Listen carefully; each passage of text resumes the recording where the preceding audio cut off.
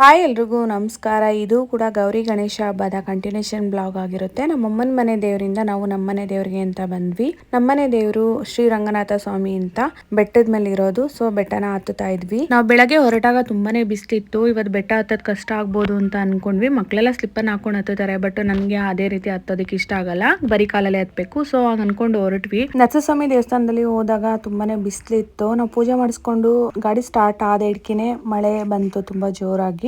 ಅಲ್ಲಿಂದ ಇಲ್ಲಿಗೆ ಬಂದ್ವಿ.